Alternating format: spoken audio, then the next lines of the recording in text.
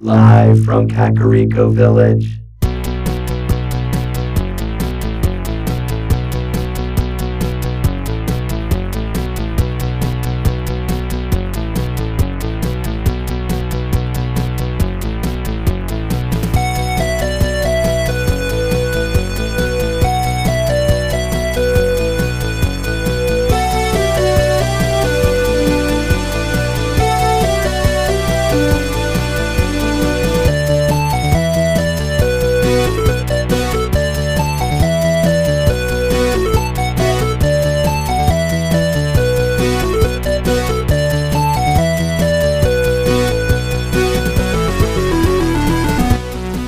Broadcast throughout the Retroverse, transmitted to the real world via a maze of wires connecting a Super Nintendo to a Wii, to a Wi-Fi network, and finally to the Internet. The Techno Funk Boy presents the Retro Zoo Super Show.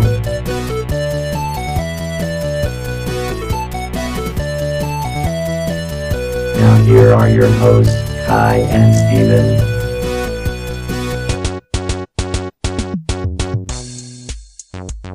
Well, greetings everybody. Thank you so much for joining us. This is the Retro Zoo Super Show. My name is Kai. I'm one of your hosts today. We are joined by Steven. Good morning or afternoon. Or good evening or good night. We're not going to start that. But you're already messing up the show. But that's from Truman, The Truman Show. I know, but... Okay, I just thought we could always give like a subtle reference to The Truman Show in every episode. I was like every time? You know what? It was a master plan I had started to formulate, and you've exposed it, so now it's not cool anymore. It's not an Easter egg that people can say, oh, I found an Easter egg in the Retro Zoo. Yeah, I think I do remember it coming up once. Well, but this is episode 11. I had forgotten about it till this now. So anyway, well, whatever. I won't do it again, I promise. Yeah, right. Okay, we are produced by Drum. Drum, how's it going today? I am functioning normally. Good to hear. I need to put a subroutine where you can say something different than that. No. That is the only indication we have as you're tinkering with him on a day-to-day basis that he is not about to go all crazy evil robot on us. I just think he should be able to express himself a little bit more. Maybe some more free thinking. No. A little bit deeper into his emotional subroutines. He should be able to access those and maybe choose between good and evil a little bit more often. Oh, come on. No. Hi. You know, if you were a robot, you'd want somebody to do the same for you. So. No, I wouldn't, because I wouldn't have emotions because I'm a robot. Well, if you were a robot with emotions, which Drum has the capability of having, much like Data from Star Trek TNG, you know? It's just like we got to get that emotional chip to put in. You know, I knew when you told me that you were watching TNG episodes that was about to pop up. And we are 2 minutes into this program. Okay, well, I digress. I will digress. Oh, goodness. So it's like, okay, so this is like the first time in a little bit that we haven't like had this big overarching theme to our episode, because we had for a couple of episodes there, we had the theme of you not being able to talk on microphone, which was great. Castlevania music. Yeah. And then we had the Halloween episode. And I know we're coming up on Thanksgiving. Should we make this the Thanksgiving episode and be thankful that we've been on the air for as long as we have now without being 2 months? It's pretty epic, man. I mean, most good ideas don't last more than a day. At least in my I don't think that's true. Talking personal experience. You know, I have these epiphanies. I think what you mean is most bad ideas don't last more than a day. Well, I have good ideas all the time and I forget them. Well, okay, that's probably true. Usually the day of.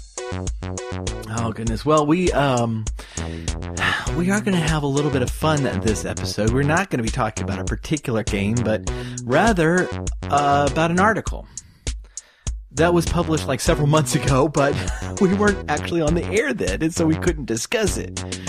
So we're going to try to do that now.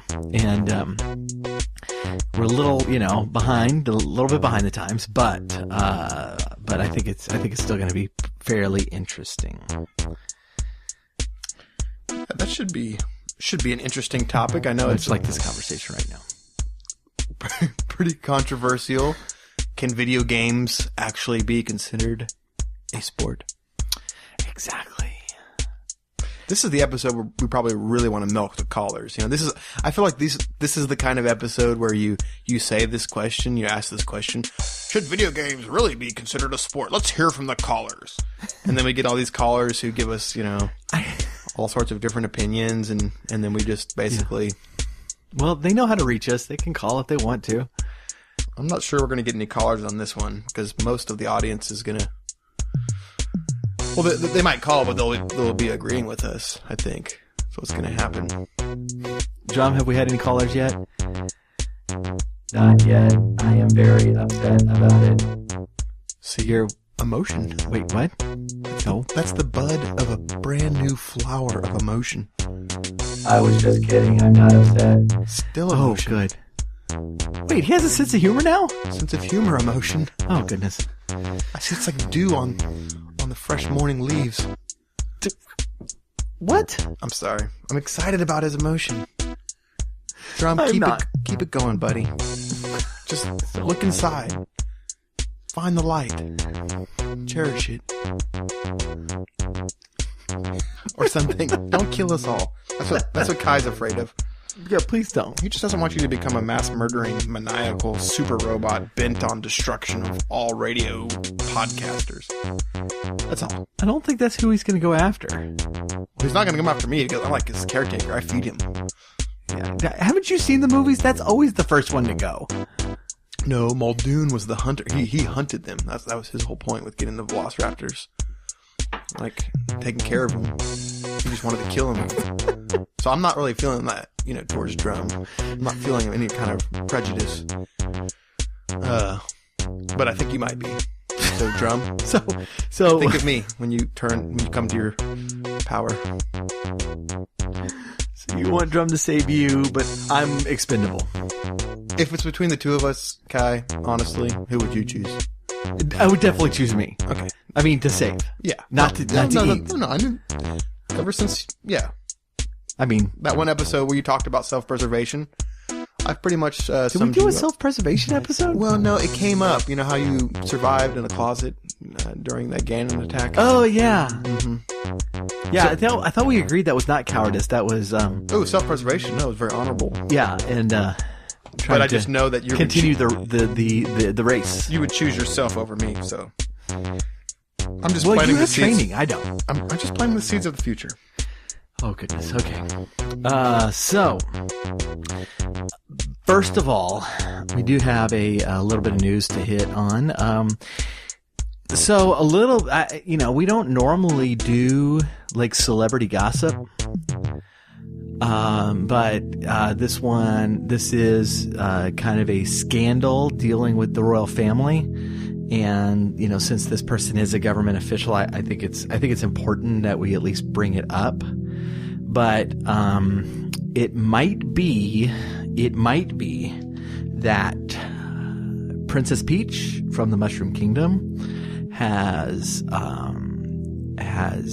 a child. What? Out of wedlock.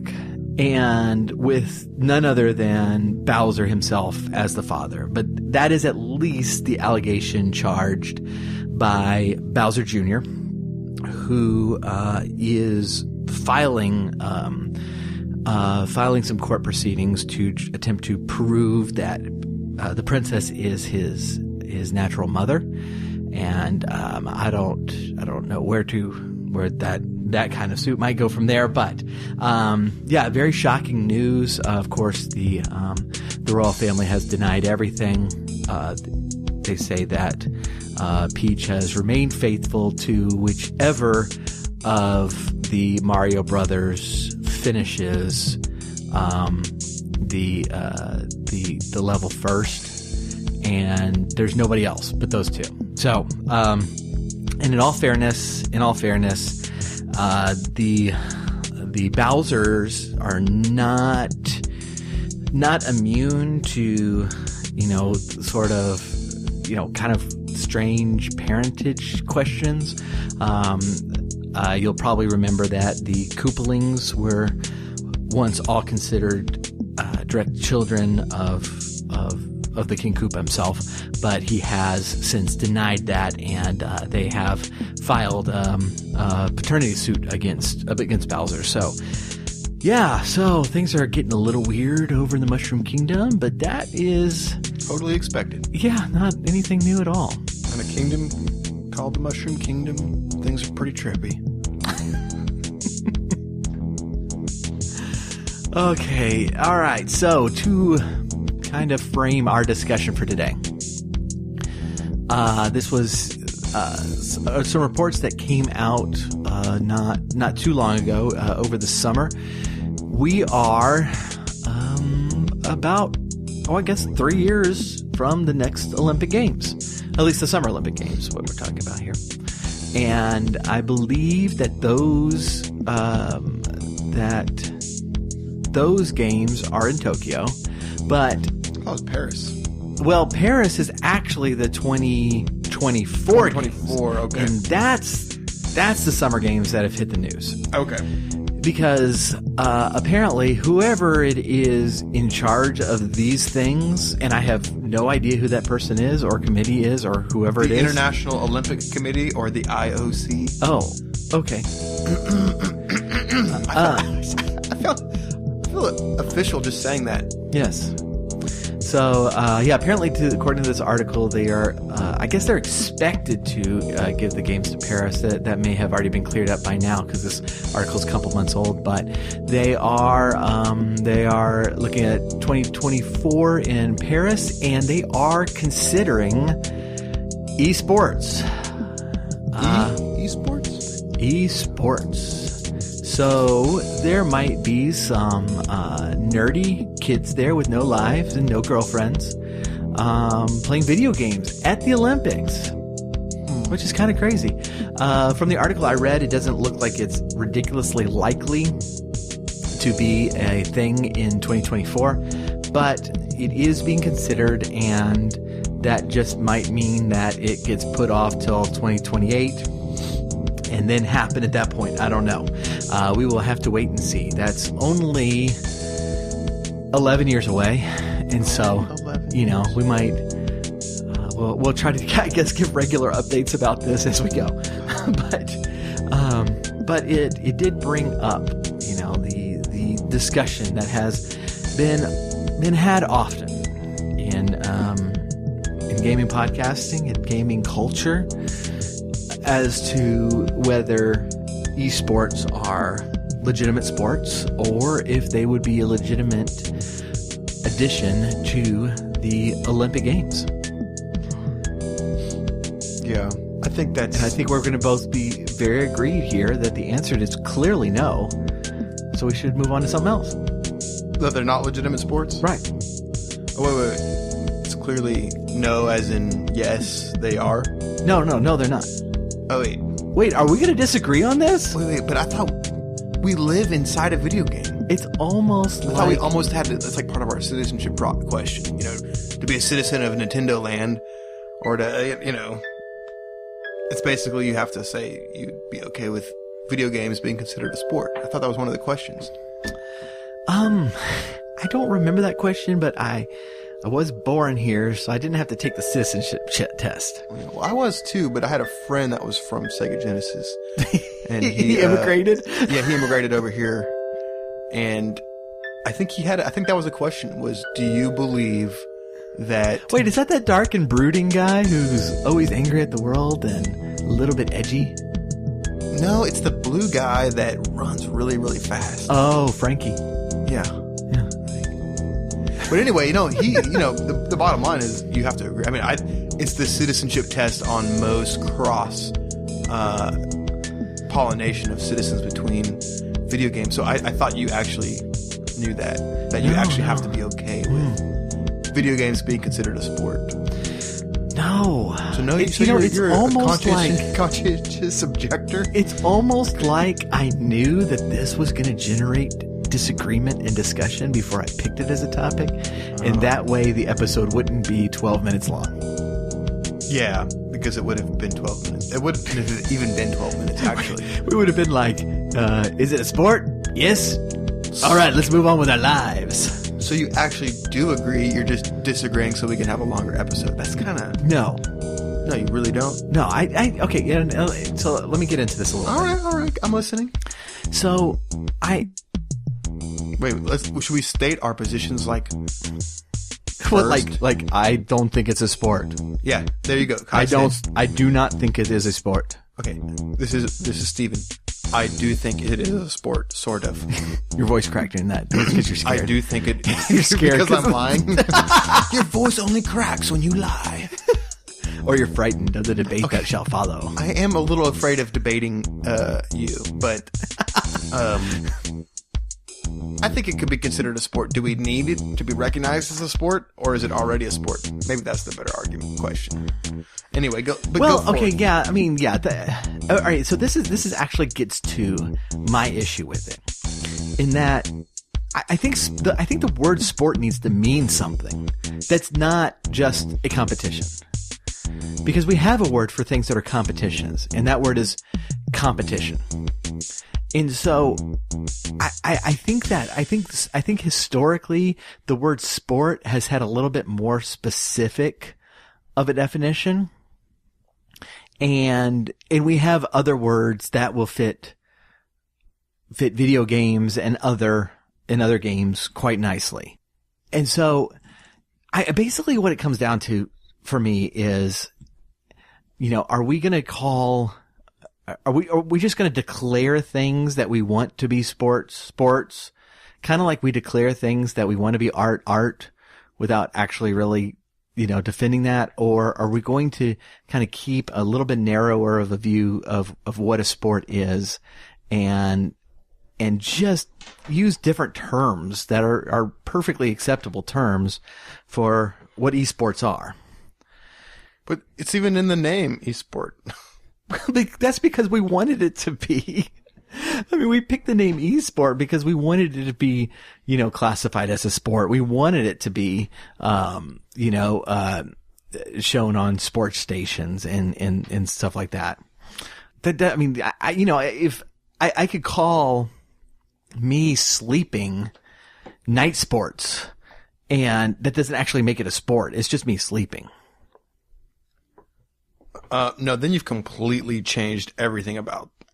In fact, you found the exact opposite of the word sport, because there is a physical aspect, right, to that word, right? I mean, the definition says something about physical exertion or skill or something like that. I think I looked it up. And yeah, let's look. Let's. Oh, I did. And it said it said an activity involving physical exertion and skill in which an individual or team competes against another or others for entertainment. Yes. So, I mean, okay, yeah. So physical activity is there, and skill is there, but there's no skill in sleeping. Sleeping is actually is chess a loose form of death. Is chess a sport? Yes.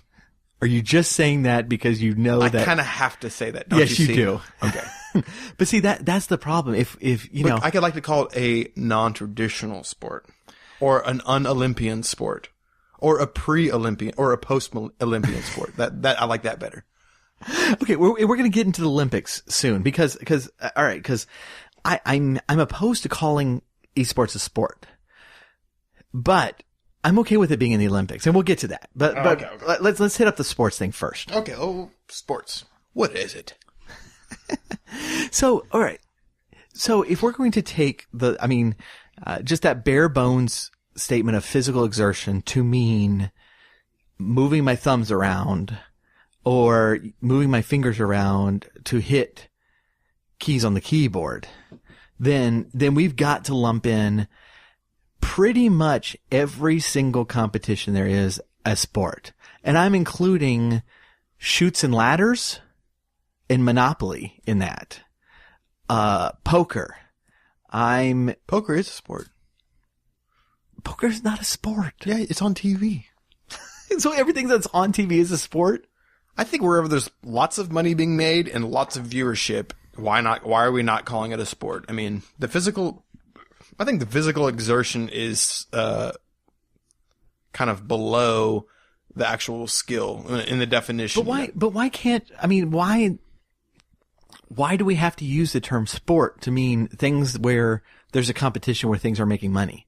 Well, what would you call it? A competition, sport? A game, as we get into Olympic stuff, I think the Olympics are very appropriately called the Olympic Games instead of the Olympic sports, because most of the things that happen at the Olympics are not sports. That's true. I mean, okay, and I'm gonna go for the big ones here. Figure skating and gymnastics. Not sports. They're not sports. Yeah. Now that's not me trying to insult those events. They are, both of them are a form of dance, which puts them in the artistic realm. It puts them in the dandy realm. In the dandy realm. I wasn't going to say it like that. I was trying to be nice, but I'm sorry. I don't have to be. But they're a form of dance. They're a form of art. That's a different category. Now you can have an artistic competition. You can have Battle of the Bands. That is not a sport. No. That's an artistic competition. You can have writing competitions. You can have design competitions. You can have all sorts of competitions. Eating competitions. That's an art form, yes. Yeah. I mean, how does somebody eat 40 hot dogs in a sitting? Or stuff 35 marshmallows in their mouth? That's an art.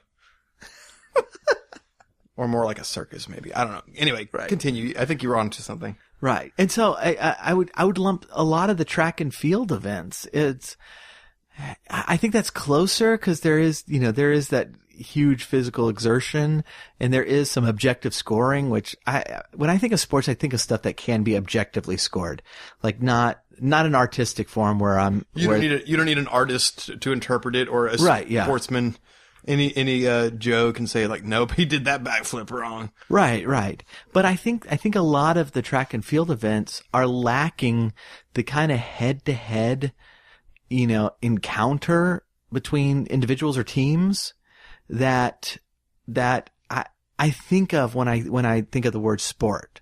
Now that's drifting off from the definition of the word into the connotation of the word. But the point is, I'm not trying to insult, the javelin throw when I say that, that it's a game. Yes. It's a competition. Yes. I don't really think of it as a sport. It's just this different category. And so I actually think that gamers in general are somewhat shooting themselves in the foot when we're trying to convince people that, oh yeah, this is just like football, except it's on a computer. It's really not. And I think we get a lot of pushback from that because, people who are not into gaming are looking as like, you're trying to convince me that, you controlling some elfish paladin on the screen, casting magic to blow up another person is the same thing as, Jose Altuve for the Astros, hitting a home run. I don't think we should use baseball because that's like not really much of a sport either. Well, I've been like you've been watching TNG. I've been watching a little bit of Astros lately. Okay. And I know that actually this episode's going to air after this series, but we're recording it before the series, so please don't give away the ending. Yeah, don't call if you're listening and spoil it because there is an element of time travel with callers. Do not call and let us know who won that game. So, no, I think we're splitting hairs and I think that it doesn't really matter. I think that the competitors, those playing the game or sport or competition or whatever we want to call it, they're going to do it regardless. Yeah. I think that I do think words are very important. And I think that misusing words regularly, I think there's a danger to taking a word that doesn't belong in a certain way and using it and you can create confusion by like the fact that now this word means two different things that, Right. like something's bad, like, oh man, that's so bad. Like, anyway, that is a poor use of the word Right. bad. Yeah, like somebody on Twitter Because you never commented really know. the other day that they were like, "Dude, your podcast is so bad. It's like the worst thing on the air." And I was like, "Right on, man," because I knew which way he was using that word. Yeah, when he said the worst, you were like, yeah, it's the worst is also Oh, one of yeah. those words that's kind of flipped around from, Right. It can mean the I knew what best he or meant. the worst, you know? Yeah. And we always think of it as the best when people are talking about us. Exactly. No, yeah, exactly. So I think there's a danger to word mincemeat. I just wanted to throw in mincemeat somehow into this podcast because it's almost Christmas time. But Are you thankful for mincemeat? I am thankful for mincemeat.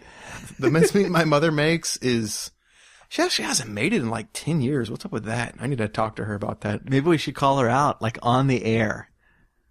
Mom, please make mincemeat this Christmas. Yeah. You can. I know you always make the bread pudding, or not the bread pudding, the fruit cakes. Well, there's a huge difference between those two. I know. Like bread pudding is like the most wonderful thing ever, and fruitcake is not. Well, I like fruitcake. I like the kind that my mom makes. She makes two different kinds. She makes a darker one, which is stronger and has a lot more brandy in it. And then she makes like this lighter one. But when you cut it in real thin slices, it looks like stained glass because she uses those colored cherries and pieces of ginger. Anyway, yeah, I'm ready for festive foods. But I What were we talking about? Yeah, eSports, yes. eSports. Because we're really focused in this podcast and we really stay with the topic. But no, I was just saying that I think this is all this importance of words spiel that I was giving just now. It doesn't apply to sports. Wow. Because I don't think it really matters. Well, I mean, I agree with you ultimately, there. people are going to watch if esports is, e games or whatever they want to call it. Yeah. People are going to watch it because it's bad A. Right. And it's awesome to watch. Now, I think you did hit on something earlier that was interesting to me, and I think that it's important to maybe address this, is that, people who are traditionally very athletic or who grew up in a family of athletes, like physical athletes, corporeal athletes, they might be less inclined to say embrace back into the spiritual athlete. yeah. Oh, I'm totally going to harp on that this time, but they might be less inclined to say, video games is a hearty, good competition that we should all participate in. But I think, just from my glance into the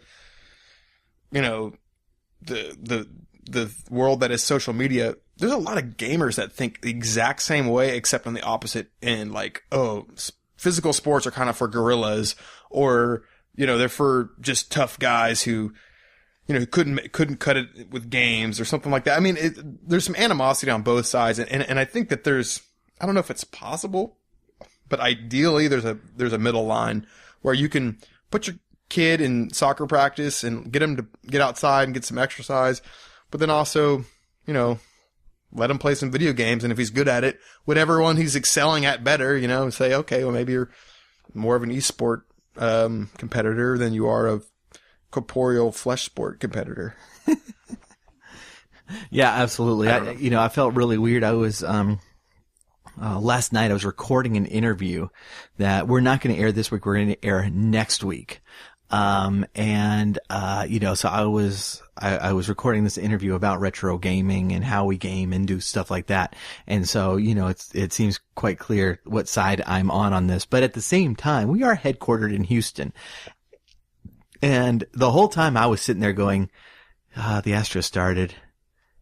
Wonder what the score is. Our antenna is headquartered in Houston. The antenna that receives our signal from. Well, the physical Super Nintendo that's attached to the Wii, that's attached to the internet, is in. I just wanted to clarify. Is in Houston, right?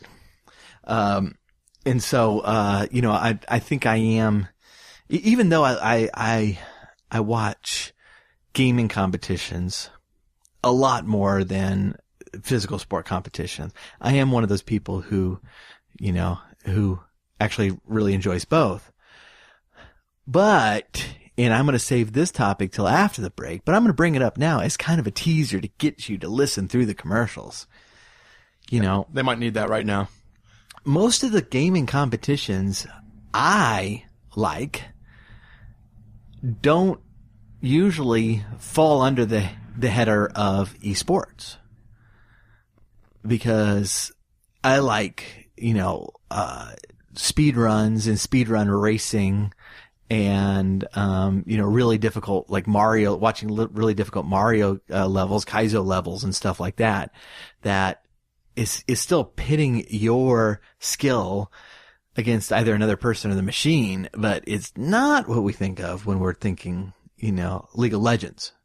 I think that's going to add an additional level of complexity when the Olympic Committee starts looking at this to see what they want to do. But we're going to talk about that after the break. Should I hold off on commenting until after the break? On that topic, yes. But Okay. we're not hit the break yet. Oh, so we haven't hit that topic because that's a really good topic. So we're still. So we got to talk about something else for a minute before Right. we get to the good stuff. Yeah, I did that teaser way too early. Yes, because I want to talk about holiday food again. Oh goodness, maybe we should take the break. Okay. I just want to. I do want to say I pulled up in terms of esports. Whether or not it's a physical sport or whether we should call it sport or not, in terms of the monetary incentives behind these games and the viewership. And here's just a little sample. There are the top 5 games right now, and I know this is probably a drop in the pond with some of the physical sports, like football and baseball and things like that. But you got at number 1, Dota 2 has earned its players. Competitive players over $126 million. That's over 822 tournaments in between 2,139 players. And Dota 2 has been at the top, and it's pretty much head and shoulders above every other game. And I don't play Dota 2. Yeah. But that's a lot of people. I mean, and I know that, that's only 2,000, like a little over 2,000 players, $126 million. That's quite a bit. And then number 2, you got League of Legends at $43 million, almost $44 million. And it's about 5,000 players. Number 3 is Counter-Strike. And these are ranked in order of earnings. Wow. Yeah. So number 1 was Dota 2. Number 2 is League of Legends. Number 3 is Counter-Strike Global Offensive at 40 million, almost 41 million. And that's 8,500 players approximately. Over 2,700 tournaments. And then number 4 is StarCraft 2. I could talk about that for a while, but I'll just stop with the fact that their players have earned almost $24 million over 4,500 tournaments. And then Counter-Strike, I think the 1.6 is 10 million, almost 11 million at 2,600 players over 581 tournaments. And so, and the list goes on. I mean, there's a ton of games. And so just thinking about it in this way, video games, they did not exist 10 years ago like this, we had games, but in terms of competition, in terms of winning like prizes and things. I mean, I remember looking at a Far Side, and maybe we could put this in the show notes, a Far Side comic strip where it showed, and I don't know if any of y'all have remember The Far Side by Gary Larson. He's a comic artist. And it was a single panel comic, and it was these two parents standing in a room, and they were watching their child play a video game or like a Nintendo game. And the kid's hat's backwards and he's all into it. And the bubbles that are appearing out of the parent's head were, it said, it was like they were remembering a newspaper clipping that they had read that said $35,000 prize for number 1 Mario Bros player. And it was a joke, in 1985. Yeah. 1986 or whatever, early 90s. It was a joke. The Far Side was a comic series. Mm-hmm. And so it just shows, like, within the last decade or so, what games have done and what they can do is obviously changing. And that's, you just follow the money. I mean, like, the money's there. The audience is there with the advent of platforms like Twitch and YouTube and all these ways to watch people record their own games. It's all there. And it's coming into, and it's coming to fruition. And the thing about it that it stands above regular sports or physical sports is that the variety. I mean, I listed the top 6 earners, but there's hundreds of games that are viewed by many people, and it's just there's so much variety, and they do take skill. If you've played any of these games, you know, any of the competitive games, or if you've tried to do a speed run, you know, after watching somebody else do a speed run, you know, holy moly, that guy actually figured something out. He actually took his time. He actually practiced. He actually worked through, you know, made himself really good. And I feel like you can't really appreciate something, you know, if you haven't actually experienced, you know, what it's like to actually try to compete. And I feel that way about Counter-Strike Global Offensive and StarCraft 2. Both games I've tried to play competitively. I mean, in the small sense on the, oh my God, I sneeze. Come here. Edit that out. Whoa. I get really sneezy when I start talking about Counter-Strike. But, that's why my excuse for always missing the and good by shots. the way, and just because I spent a lot of time on this subroutine, you've been doing really good, but I do want to put this in place. Drum, if you could implement command SC2. Affirmative. What? Steven, if you mention StarCraft 2 again, your microphone will be cut off. Yes. Wait, for how long? I guess until I put the counter command in. Oh, so it's basically just gives you control over my vocal cords when I say the word that you've just banned me from saying. Well, I could just say another word for it. I mean, that's pretty easy. The game that is the craft is space is what we'll call what I was banned from saying. So you have to write a subroutine for that one too. What game are you referring to? You know, the one. I'm not familiar with that game. It's 2, and then it's got a S at the beginning, and Super Mario Brothers 2? No. Are you talking about the American version or the Craft Japanese Star. Steven, your microphone is off. See, I'm not as dumb as you think I am. Please turn it back on. I can't hear you. I want to be back on. Okay, go ahead and turn his microphone back on. I had to beg to get turned back on. Okay, this is really getting ridiculous. And I totally forgot what I was saying, but it was really profound and deep. But you know what? I think I said enough. So I mean, digress. to what you were saying, it's like on the speedrun side, it's like every time like somebody does a Super Mario Brothers record, which I mean isn't ridiculously often, but the people who have these records, first of all, they end up with like millions of views on YouTube. And of course all these accounts are monetized. And so, they're seeing money come in based on the views as people are finding that video and so on. And normally the news will play that. But on their Twitch account, every time they get a record, they get a boost in viewership and in sponsorships on Twitch as well. And so there's a lot of these people who are on the speedrun side, even though there's not I didn't try, but I don't think we could pull like a list of like winnings from speedrunning tournaments, because normally speedrunning tournaments are for charities. Speedrunners tend to make money, on Twitch and on YouTube. But there's a lot of them that are making a full-time living off of it and doing pretty well for themselves. So yeah, that thing that was totally a joke when we were growing up, it's actually happening for a lot of people.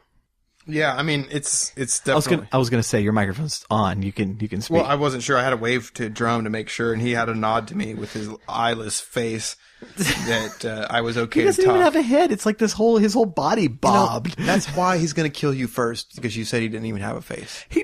He has Whenever we get off the air every night. He doesn't have a head. Or he does have a head. He has like a little dome. It's a little dome. It does, face. But it's not independent from his body. If he nods, he's bobs his whole body. I'm polishing his body at night after we get off the air. And when you go home and have drinks or whatever, hang out with your elf buddies, and I'm here at the studio cleaning up and picking up the candy wrappers underneath your chair. You're not even here every episode. I come after dark with the key, the spare key you gave me, and I polish Drone, and I clean up around Drum, and I call him his names, and I say you have a beautiful face, and I clean him, and beautiful dome face, and that's why he's gonna kill you, and not me, if he ever goes bad. Okay.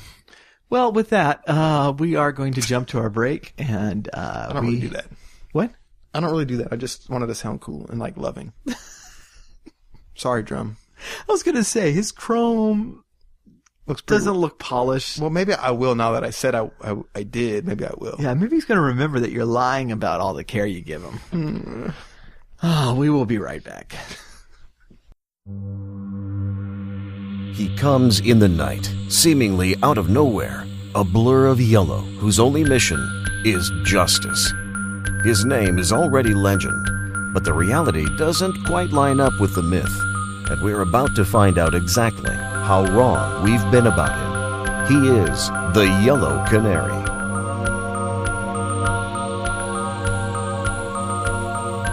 The Yellow Canary is a comedic thriller by Paul Lytle about a would-be superhero who may just be crazy enough to make a difference.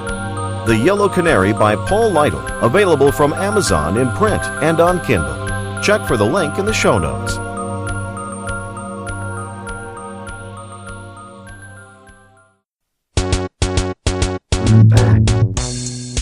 Okay, well, welcome back. Well, so, yeah, what were we talking about? Games, yes. About how they improve your memory, right? Yeah, and hand-eye coordination. Exactly. Okay, back to eSports.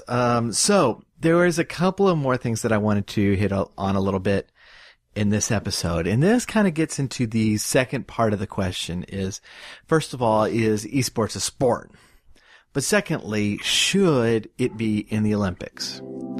And should it be an Olympic sport? Or a game. Yeah. So I've already talked a little bit about why I don't think that even the Olympic Games are necessarily sports. But I did pull an article. Pull that article. And this is from Daily Hive from Sounds uncomfortable. July of last year. 7 of the most unusual Olympic sports at Rio 2016. And so this is just some of the stuff that some of them are new sports for that particular game, and some of them are just things that are stupid anyway. One of the things that I'm just going to go ahead and say it is stupid, that has been in the Olympics for a long time now, is synchronized swimming. What is up with that? And if you're going to tell me that esports can't be in the Olympics because it's not a sport, I'm going to point synchronized swimming out. Yeah, I'm going to point to synchronized swimming as not a sport.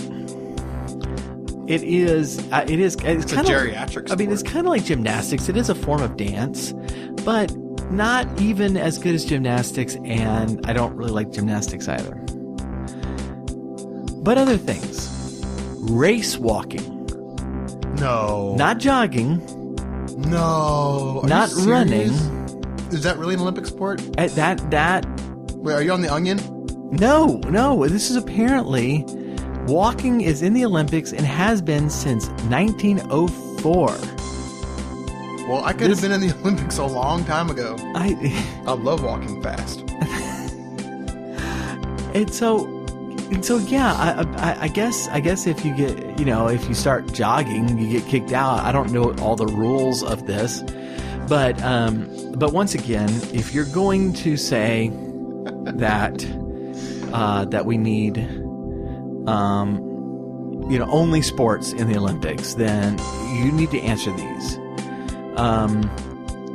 Shooting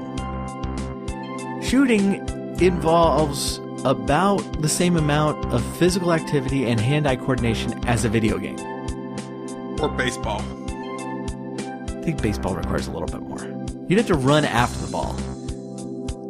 I mean, do you? Yeah, okay. I'll give it to you. That's not worthy of an argument because you're probably right. But still, shooting, yeah. Shooting is you're sitting there holding a gun and shooting the gun. Igniting an explosive to shoot a lead projectile. Right. Now let's take into account the physical activity that you have to do. You have to pull a trigger. But you had to walk to get to where you pull the trigger too. Not in all of them. Oh, they wheel you up in a golf cart or wheelchair? No. It's kind of like archery where you set up at the target. Oh, so it's kind of like your little campground. And you have a little small rodent or creature on a spit over a little campfire, and then in the morning it's time to shoot. You powder up and then pull the trigger. I've never seen. Okay, I'm saying all this and I sound like an idiot probably to people who are enthusiasts of this Olympic sport because I've never seen it. I think you're adding like challenges for these people. That would be cool. Like you have to kill and cook your dinner first with a pocket knife. And then you have to forage for some kind of non-poisonous berry. Right. That would be cool. Because if you got the wrong one, it'd be like, oh no, it looks like Jerry Higgins has picked a poison berry. No, let's see what happens. Let's zoom in. Let's get a close-up of his face as he turns purple and green. It's bold strategy, Cotton. Let's see if it works. I'm sure he's throwing off the other players who are watching him intently, wondering if they got poison berries too. But no. They're set up like at the range, and they're at one end and the target's at one end, and so the physical activity is in aiming, in pulling the trigger, and making sure that your sight's on and taking into account all the wind and stuff. It's pretty hard though. It's very hard, but how is that something that's not something that it's not physical? Any StarCraft 2 players going through. Steven, your microphone is cut off. He didn't even say it. I did. That was not part of the subroutine. I'm sorry. Sorry, Steven. Turn his mic back.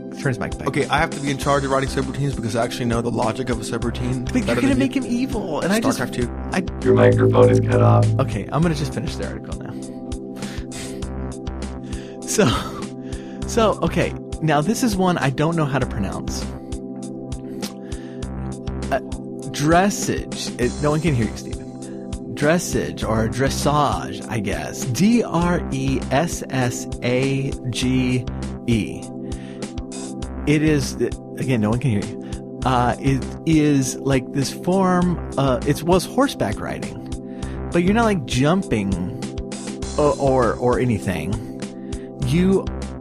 It looks like the horse is just trotting. Like you've trained the horse to trot in a very complicated manner. No one can hear you.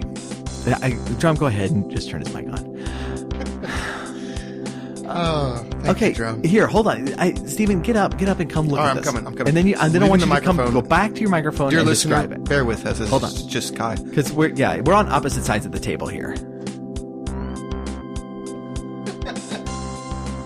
No way. It's loping. What? All right, go back to your microphone and describe what you've seen. It looks like an English prancing pony. It looks really snobby. It's like a horse walking snobby. Yeah. So that should not be a sport. We should be on the International Olympic Committee. Right. So we could say dressaging has to be excommunicated. Yeah. So, long story short, dressaging is not helping the viewership of the Olympics one bit. Well, we just actually helped it out. Actually, we just stared at this for a long time. This thing's fascinating. I'll try to put a link up in the show notes. Yeah. Show notes at TechnoFunkBoy/11, just the number 1111. And so, these things are not helping the Olympic numbers. And so, if you're going to argue, first of all, you're going to argue with me that eSports are stupid, therefore it shouldn't be in Olympics. I'm sorry, that ship has sailed a long time ago. I saw another article that tug of war was also an Olympic sport for some time. Actually, that would be pretty awesome. That would be cool. But that ship has sailed. All right, the Olympics are already stupid. They weren't a long time ago. Right. Well, when some poor guy had to run like 26, yeah, 42 miles. Well, yeah, it's like, I mean, ancient Greek Olympians, the sports that they had, the games that they had, were actually just, stuff you had to do in war. You had to throw things, and you had to run, and you had to jump over things. It was basically like they reenacted fighting the Persians and kicking their butts over and over naked. Again. Naked. Which they did to the Persians. Did they fight the Persians naked? No, I have not. I would seriously doubt that. It would be very protective. But they did reenact it naked. Because that was the thing back then. And so it had a very practical purpose in ancient times. It does not have a practical purpose anymore. These are just competitions and what people do to compete against one another. And esports is definitely one of those. And so I'm in favor of it being part of the Olympics. And I would say that it would make me more apt to watch it. But let's face it, I don't have cable. And if you don't have cable, you're stuck with that one channel that plays the Olympics. And guess what? They're playing figure skating and gymnastics 24/7. And so we don't get to see dressage or synchronized swimming or race walking or shooting, or we're not going to get to see esports either. We're going to watch, figure skating, then men's figure skating, then couples figure skating, and then ice dancing, which is somehow different. And that's what we're going to be watching. I do like ice dancing. Oh my goodness. But I just want to add to that competitive video gaming has generated over 400 million pounds, as in British currency, in revenue in 2016, and has a global audience of about 320 million. And it will be included in the 2022 Asian Games. Oh, nice. Which is why the Asians will probably take over the world. Yeah. Well, the last kind of difficulty that I see in it is, if you add esports, what is it going to be? And I think that if you add it, then you're immediately going to have like 5 different medals for it. Because what are you going to do? Are you going to do like League of Legends, and then everybody who plays different games are left out? Or if you do speed running, are you going to have like Mario Brothers races, and those people who are like experts on Zelda or Mario 3 or Mega Man or one of the RPGs, they're going to be left out? And so it's going to be really hard to figure out, okay, we're going to have video game competitions. What is it going to look like? Well, it'll have to be different medals for every game. Yeah. And so they'll either. So you think they'll just be like just right up front? We're going to have 10 different medals. Well, okay. I was going to say this earlier when we first started talking about the Olympics and esports. Is that who cares about the Olympics? Honestly, like, do we want to help the Olympics out by actually giving them something good? And should esport broadcasters or people who are invested in esports really hand over the reins to the Olympics? I mean, and this may be going back to what you were saying originally about it not being called a sport. It's like, look, it's something different. And do we really want to sell ourselves out to the Olympics, which, they're going to end up marginalizing it. I'm sure that the commentators will, have little wisecracks about it, for the first decade of showing it. And it's like, you know what? Why do we have to validate the Olympics by giving them esports? I mean, it's its own thing already. I think it could probably, and it's already developing its own viewer base. It's already, and none of those people are like, oh, I wish I could watch the Olympics and see esports. They're just not watching the Olympics. So if anything, this is the Olympics struggling to say, we need more people watching us. Yeah. So we got to become more relevant. When in fact, you know what? Sometimes it's your time. And maybe this is the Olympics' time to go. The wave of the future is more spiritual sports. And not in a religious sense, but in the ethereal sense of, minds versus mind, combating each other instead of, brawn or physical skill. Right.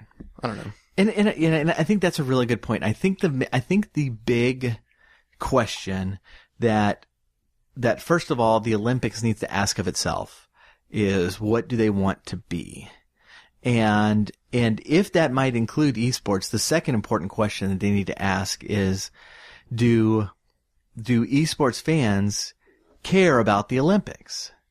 Because if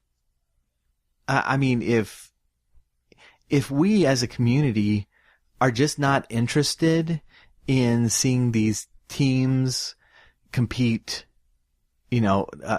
for country instead of, which is what the Olympics is it's, instead of the kind of teamings that we have established in whatever league or whatever it is that these individual games have, where we're now fighting country against country. And if video game fans are just not interested in seeing that, and I don't think, me personally, I'm not interested in seeing, we'll just throw out some names, Grand Pooh Bear or Dode or Darwin or somebody representing a country in this game. I'd probably still watch it just to watch them, but, I can see them on Twitch. I can see them on YouTube. I can see them at Games Done Quick events. I can see them at other events, and there's plenty of outlet for me to do that. I'm just not that interested in seeing them compete with a country's flag beside their name. Well, and I think that brings up a really good point too, and that is what esports have done, or e-games have done. And one of the interesting things about it is it really breaks down borders and boundaries. And the fact that you have amazing players from different countries competing, that they're competing for a game. The Olympics were, a lot of it was about, it was the pride of the country and the state. People, this generation that we live in, as much as negative things are said about the millennials or all, the newer generations, I think they're being kind of put down, and for a lot of it's for good reason. There's a lot of laziness and apathy involved, but, in terms of, the advent and the dawn of competitive gaming, people aren't really as concerned with nations. They're interested in teams. Right. They're interested in groups of players. And I think the identifier of, I'm French, or I'm American, or, I'm from, Mexico or whatever, it doesn't, that kind of stuff is, and I feel like it's a good thing for humanity. It's like, stop clinging to a flag and start seeing yourself as, this sounds really cliche, but more of a, an individual, or you have merit based on your skills, not necessarily where you're from. And we shouldn't be like holding a flag up, I'm not very patriotic, I guess. This is not very patriotic. It's a small world. Exactly. I mean, maybe that should be the theme song for the whole. I mostly don't like it because Hyrule isn't allowed in the games, but anyways. That's all right. We are running out of time, but someone actually did call, and so I did want to jump to that. Drum, who do we have on line 1? That is the first person to call. Okay. Was there a second person to call? No. All right, well, let's go to line 1. Caller. Hello. You are on the air. Hello. Hey. Hello. Hello. Hi, who is this? Hey. Hello. Anybody there? Yes, can you hear me? Huh? What? Can you hear me? Yeah. Oh, hey, this is Robert. Oh, Robert. Yes, Yeah. I remember you. You called a few weeks ago. Yeah. Well, I did, and I was really upset then, and I hate to say I'm actually more upset now. Really. I'm sorry to hear that, Robert. Almost in tears. And I don't cry. I'm a man, and men don't shed tears. Well, yeah. So it's a good thing that you stopped yourself. Yeah. Well, I just want to say, I'm going to reiterate my original point in my first call, and that is that you are really leading young people astray. Your listeners, all the listeners out there who are listening to my voice, I need to tell you right now, this idea that the Olympics should have games in them, video games, and that children should be playing video games instead of putting up the hogs and doing the work in the farm and being productive, you're really jeopardizing the entire value, what makes America, America. Wait, so there should be Like milking the cows at the Olympics? No, my point is this. America has been the best at the Olympics for some time now, and they have been the best. And we definitely should not be entering a realm of competition where other countries are exceeding our abilities. And from the little I know... Wait, we can't just pick games that Americans are good at. You know, my peepaw told me when I was just a boy, he said, never get in a fight you can't win. And if we're talking about the international community in gaming, we're talking about competing with other countries where all they have to do is buy a computer to get good at it, at a game, then they don't have to have a bunch of land to train on and special equipment and have access to money. Then they won't be. You're going to let any young person who has access to a computer to be able to be competitive, and you are opening a can of worms which America cannot eat. So, but America. But we're good at video games. This nation is. I mean, you know, Okay, I'm not saying I'm a big follower of video games, but have you looked at the stats recently? Have you seen where America ranks in eSport tournaments? Pretty low. I normally do speed runs, and we're good at those. Well, speed runs is a kind of a niche. The Japanese in a lot of ways beat us in that, but you not know, in every game. But still, it doesn't matter. I mean, look at StarCraft 2. It's a game I don't watch, but I have a friend that watches it a lot, and he says that the Koreans of all people, the people we're about to go to war with, that they are kicking our booty in StarCraft 2. In fact, no, it's not. I think you're confused. It's not. We're about to. I mean, we're not. I don't know whether we're about to go to war, but you know, we've had rumblings with North Korea. But South Korea is the ones that are really good at gaming. They're our allies. They're all Koreans, okay? You're getting off my point. My point is, if we allow a game where foreigners are better at it than us, we will lose, and we will lose our reputation as a country. And that has been on the fritz for a while now. The reputation of America has been under attack. People think that we're losing our edge. So we should just set up like a series of games that will dominate to, you know, make our image better? That's what my peepaw said. My peepaw never lied. And if you're calling him a liar, I'm going to come over there right now and open up a 55-gallon drum of whoop-a. I'm not calling your peepaw a liar. I'm just me personally, I think that the Olympic Games were a lot more meaningful when there were, you know, like these great international conflicts, like, you know, America or you know, most westernized countries against Germany, or America against the Soviets. But we won every one of those. We did not. We won every one of those wars. First of all, that's not even true. But that's the history books. I don't know what history books you're reading. Some Communist Manifesto history book. Communist America. Manifesto. I'll have you know, my people drove back Ganon multiple times. Now that was amazing, but I don't want to give you any credence here. I mean, it wasn't me. Your people, you said. Well, you hid in a closet, in a bunker. It wasn't a closet. It was a basement. I heard. Look, I'm not a big fan of this show, but that doesn't mean I don't listen to it. Okay. It was under a table in a closet in a basement. I just want to say very delicately to all the young listeners out there, do not be assuaged by this raffle talk.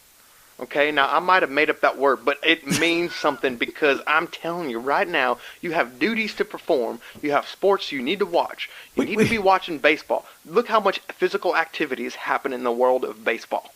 Okay, you've got these pro I agree. athletes. I don't think every one of them is fit. They're steely.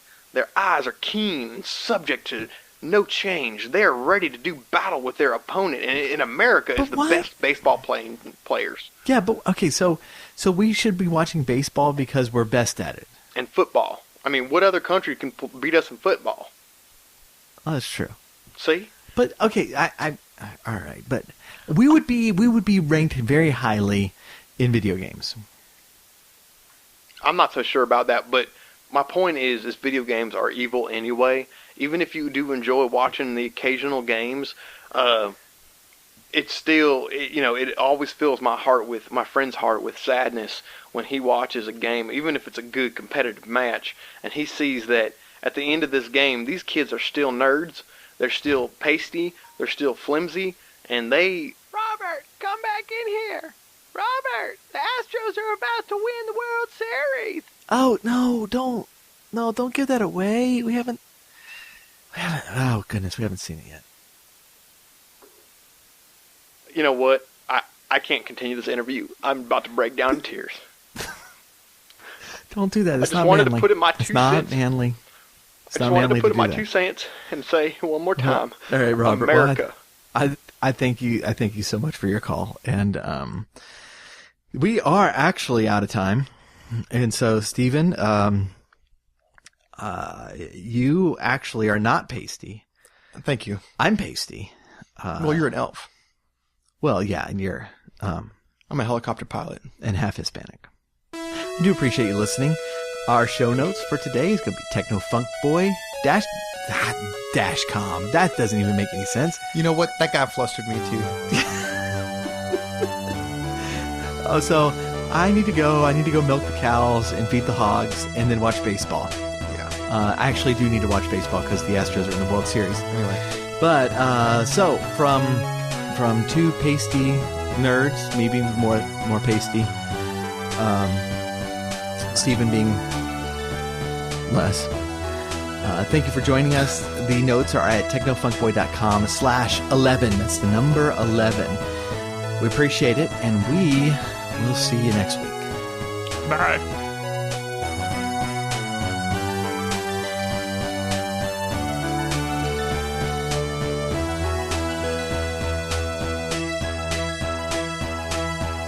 The Retro Zoo Super Show is brought to you by the Techno Funk Boy. Follow us on Twitter at Techno Funk Boy, on Facebook at the Techno Funk Boy, and sign up for our email list at technofunkboy.com. Also look for us on Spotify, iTunes, and Amazon for music. If you are so inclined, please leave us a 5-star rating and review on your favorite podcast catcher. If you are not so inclined, you are obviously some sort of villain trying to conquer the world. Unowned music and gameplay clips are used for educational and critical purposes. Thank you for listening, keep gaming, and once you have responsibilities that need to be done over time, then you can game later.